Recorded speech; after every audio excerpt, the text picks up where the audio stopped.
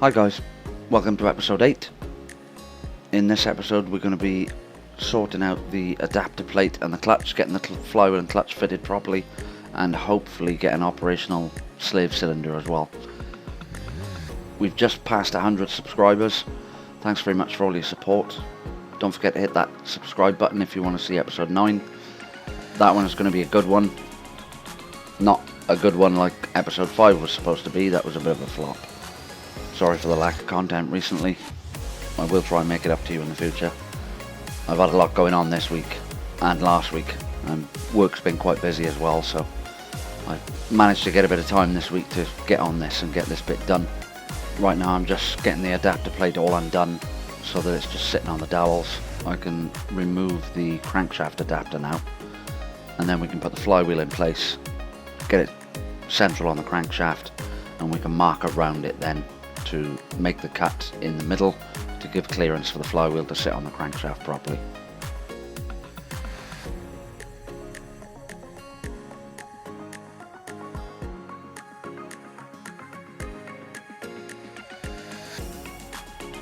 So I'm just drilling some 3mm pilot holes so that we can follow that in the pillar drill with 10mm. Open the holes right up so that the blade will go in on the jigsaw to be able to cut that inner circle out as close as we can.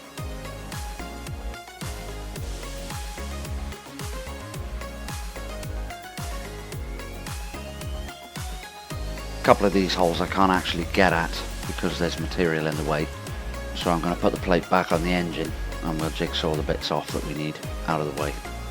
I decided in my infinite wisdom to try a disc cutter, thinking it might be quicker. It's not. It throws dust everywhere. The blades are rubbish. When it comes to cutting steel, they're absolutely brilliant. When it comes to cutting aluminium, they just disintegrate. You can get aluminium cutting discs. How they'd fare with 6061 like this, I don't know, but I might try them one day. I'd had enough of these little discs by now, so I went and got a big disc cutter. It's a 9-inch Makita, if I remember rightly. That wasn't much better. After about 15 minutes of this, I decided it was just easier to go back to the jigsaw.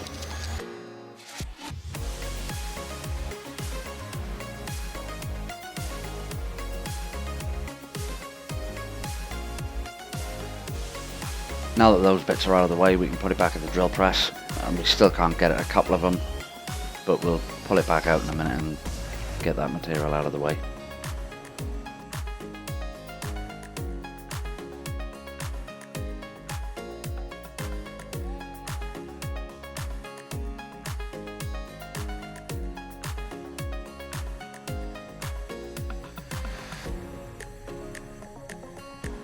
So this is the last hole to drill, and then we can get the jigsaw in there, start cutting out the middle. As I said in the last episode, this takes a hell of a long time.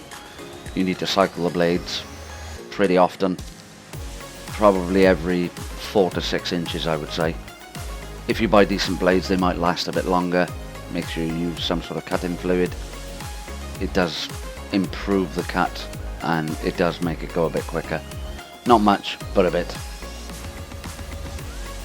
And with that, there's our centre hole cut out. All I need now is to get that a bit more rounded, because it doesn't look very good at the moment. So I'm just using a 40 grit flat disc on a normal grinder at the moment, just to get the straight edges off. Again, this took an inordinate amount of time. It probably took me about 3 hours in total. It was soul destroying, but I managed to get a decent finish, and I tapered it a little bit so as it clears the back of the flywheel. Drops on the crank nicely, and it can be spun freely, so there's nothing gripping the back or touching, catching. It's all good. So now that that's done, we can bolt the flywheel to the crank, get the clutch fitted, and drop the gearbox back on and see how we are.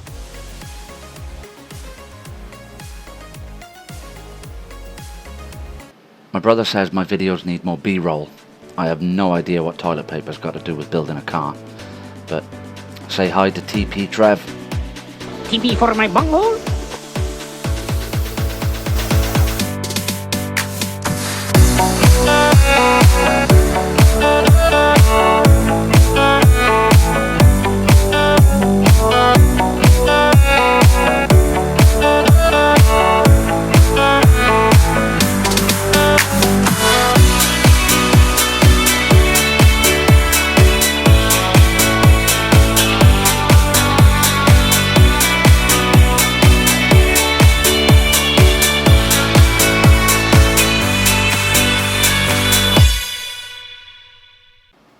we need to check how far these splines go into the splines in the hub of the clutch.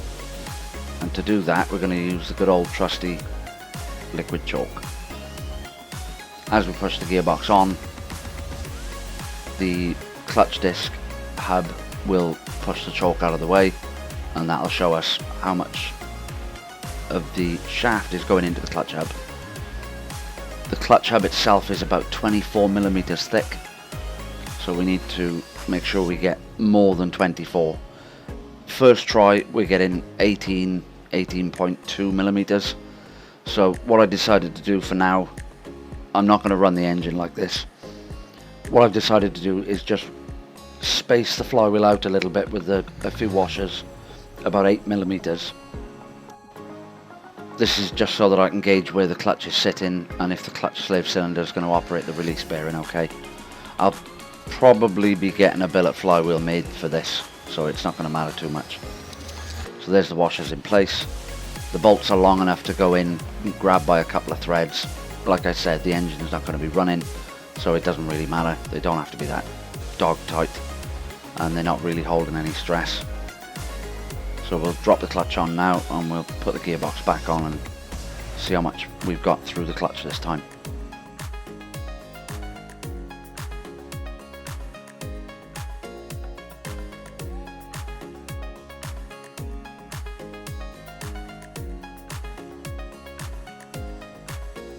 Now that that's done, we can drop the gearbox back on, get it down on the dowels, right up against the plate, and then lift it back off and see where we are. And this time we're at 26.48, so we've got about 2.5 millimeters of overlap, which I'm happy with. So I'll bolt this gearbox back down. I can test fitment of the slave cylinder, and we can see if the release bearing operates.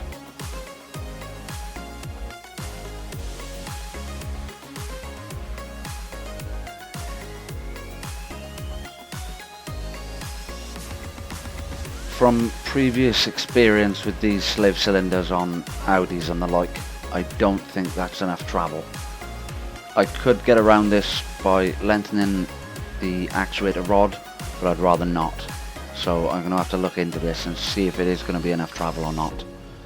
But I'll worry about that when the master cylinder turns up. I thought it was going to turn up today, but it didn't.